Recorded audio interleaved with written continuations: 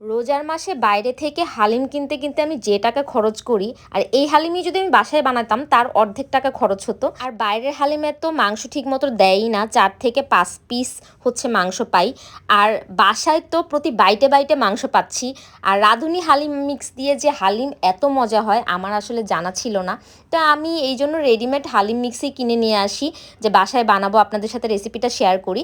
তো এই হালিম মিক্সের ভিতরে দুইটা প্যাকেট থাকে, একটা হচ্ছে চাল আর ডালের মিক্স, আরেকটা হচ্ছে মশলার প্যাকেট। তো আমি চাল আর ডালের মিক্সটা সম্পূর্ণটা এখানে ঢেলে দিয়েছি। তারপর হচ্ছে কুসুম গরম পানি আমি অল্প অল্প করে দিচ্ছিলাম, দিয়ে হচ্ছে আমি চালটাকে ভিজিয়ে নিচ্ছিলাম কুসুম গরম পানি দিয়ে। এটা আমি আধা ঘন্টা ভিজিয়ে রাখবো। চাল আর ডালের এই মিশ্রণটা হচ্ছে আমি ডাবল পানি দিয়ে, মানে চালের যে পরিমাণ ওইটা ডাবল পানি দিয়ে এটাকে মিক্স করে আমি সাইডে আধা ঘন্টার জন্য রেখে দিব। তারপর হচ্ছে আমি কুকিংয়ে চলে যাচ্ছি। আমি একটা চুলায় একটা পাত্র বসিয়ে পরিমাণ মতো হচ্ছে আমি এখানে তেল দিয়ে দিব। তারপর হচ্ছে গরম মশলা দিয়ে দিচ্ছি। এখানে হচ্ছে এলাচি, দারচিনি, তেজপাতা যেরকম যেরকম দিচ্ছিলাম এরকম দিয়ে দিব। তারপর হচ্ছে পেঁয়াজ কুচি দিয়ে দিচ্ছি। পেঁয়াজটা আমি একটু ব্রাউন হওয়া পর্যন্ত অপেক্ষা করব, ব্রাউন করে ভেজে নিব। তারপর হচ্ছে আমি বাটা মশলাগুলো ইউজ করব। এখানে এখানে আমি আদা বাটা দিয়েছি 1 চা চামচ, রসুন বাটা দিয়েছি 1 চা চামচ। এখানে কিন্তু আমি মাংসটা প্রায় আধা কেজির উপরে নিয়েছি, মানে প্রায় 700 গ্রাম হবে, কারণ বাসায় যেহেতু খাবো মাংসের পরিমাণটা একটু বেশিই দিব, এই চিন্তা করে আমি মাংসটা দিয়েছি। আমি এখানে ঝালের পরিমাণটা 2 চা চামচ হচ্ছে মরিচের গুঁড়া দিয়েছি, অল্প একটু হলুদের গুঁড়া দিয়েছি, তারপর হচ্ছে জিরা গুঁড়া দিয়েছি 1 চা চামচ।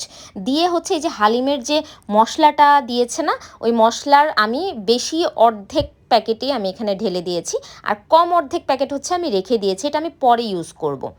এখন হচ্ছে আমি মশলাটাকে ভালো করে কষিয়ে নিব, একটু একটু করে পানি দিব, তারপর ভালো করে মশলাটা কষাবো। মশলা কষানো হয়ে গেলে আমি এখানে মাংসটা দিয়ে দিচ্ছি। মাংসটা কিন্তু আমি ছোট করে কিউব কিউব করে কেটে নিয়েছি, খুব বড় বড় টুকরা কিন্তু করা যাবে না, যেহেতু হালিমে ছোট ছোট পিস দেওয়া হয়, আমি ছোট ছোটই নিয়েছি।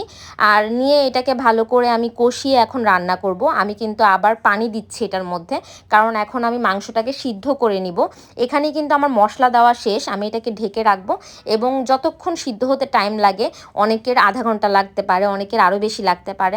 আমার এখানে আমি 40 মিনিট পর হচ্ছে যখন দেখেছি যে মানে 60% কুক হয়েছে, তখন হচ্ছে আমি যে চাল আর ডালের মিশ্রণটা ওইটা আমি ঢেলে দিচ্ছি মাংসের মধ্যে। দিয়ে যখন আমি এটাকে মিক্স করতে থাকবো, তখন হচ্ছে আপনারা দেখবেন যে আস্তে আস্তে হচ্ছে চাল আর ডালটা এটা ঘন হয়ে যাচ্ছে মাংসের সাথে। মানে এটা আপনার চোখের সামনে দেখবেন, আপনি নাড়তে থাকবেন আর দেখবেন যে পানিটা কেমন জানি ঘন হয়ে যাচ্ছে। তো এই পানিতে তো আর সিদ্ধ করা যাবে না, আপনার আরও পানি ইউজ করতে হবে আবার সিদ্ধ বসানোর জন্য। তা আমি এই জন্য কুসুম গরম পানি আবার ইউজ করছিলাম। দিয়ে হচ্ছে এটাকে আমি আবার মানে সিদ্ধ হওয়ার জন্য বসিয়ে দিব। আমার যতটুকু পানি লাগবে আমি ঠিক ততটুকু পরিমাণ মতো পানি দিয়েছি, আপনি আপনার পরিমাণ মতো পানি দিবেন। দিয়ে হচ্ছে তারপর হচ্ছে আপনি ঢেকে সিদ্ধতে বসিয়ে দিবেন। আমি আরও 40 মিনিট পর ঢাকনা তুলে এরকম দেখছিলাম, যেরকম মানে একদম মানে পারফেক্ট যেরকম দরকার, আমার যেরকম লিকুইড আমি চাচ্ছিলাম ঠিক সেরকমই হয়েছে। এই হালিমটা রান্না করতে কিন্তু আমার 2 ঘন্টা টাইম লেগেছে। আমি জানি না কারা বলে এরকম যে 1 ঘন্টার মধ্যে হালিম রান্না হয়ে যায়, আমার তো ভাই 2 ঘন্টাই লাগছে আসলে, কারণ মাংস সিদ্ধ হতে অনেক টাইম লাগে। আমি এখন আবার হালিমের বাগারটা দিয়ে দিচ্ছিলাম। আরেকটা প্যানের মধ্যে আমি জিরা দিয়েছি, আস্ত জিরা, তারপর হচ্ছে আমি পেঁয়াজ আর রসুন কুচি দিয়েছি, তারপর 3টা হচ্ছে আমি শুকনো মরিচ দিয়েছি। দিয়ে এটাকে ভালো করে ভেজে মানে বেরেস্তার মতো করে তারপর আমি ডিরেক্ট তেলটা সহ হালিমের মধ্যে ঢেলে দিয়েছি। আর হালিমে দেখবেন দোকানে কিন্তু উপরে কিন্তু একটু তেল তেল ভেসে আসে, যেটা দেখতে খুব ভালো লাগে, খেতেও কিন্তু টেস্ট লাগে। আর তারপর এখানে যেটা দিয়েছি এখন, এটা হচ্ছে হালিমের যে মশলাটা আমি রেখে দিয়েছিলাম, যেটা বলেছে আমি পরে ইউজ করব, সেটা আমি লাস্টের দিকে আমি দিয়ে দিয়েছি এবং ভালো করে এটাকে মিক্স করে নিচ্ছিলাম। এই পর্যায়ে ভালো করে মিক্স করে হচ্ছে আমি আরও 5 মিনিটের জন্য হালকা আগুন দিয়ে ঢেকে রেখেছি, যাতে তেলটা উপরে উঠে আসে। তা আমি বাসায় যেহেতু রান্না করছি খুব বেশি তেল দিই নাই, মানে পরিমাণ মতোই তেল দিয়েছি, যাতে হেলদি হয়, মানে খুব বেশি আনহেলদি না হয়, এই জন্য একটু চেষ্টা করেছি তেলটা কম দিয়ে ইউজ করতে। আর এটা দিয়ে এখন এই পর্যায়ে আমি হচ্ছে আদা কুচি দিয়ে দিচ্ছিলাম, মানে যেটা দোকানে করে। তারপর হচ্ছে আমি বেরেস্তা দিয়ে দিচ্ছিলাম, উপরে হচ্ছে আমি ধনিয়া পাতা দিয়ে দিচ্ছিলাম। এটা সব কিছু দিয়ে আমি আবার নেড়ে সবগুলাকে একসাথে মিক্স করে নিচ্ছিলাম। এখানে কিন্তু অনেকটা হালিম, মানে আমার খেয়ে শেষ করতে 3 দিন টাইম লাগছে।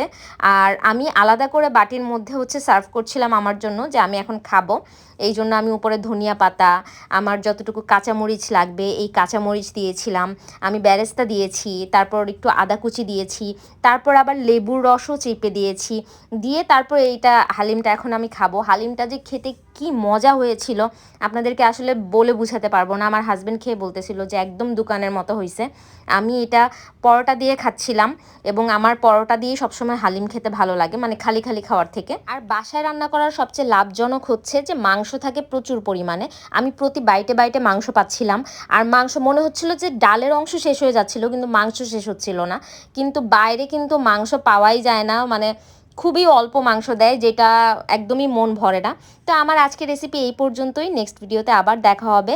আপনাদের কেমন লাগলো অবশ্যই কমেন্ট বক্সে জানাতে ভুলবেন না। আর বাসায় অবশ্যই এভাবে ট্রাই করবেন, দেখবেন একদম দোকানের মতো হবে।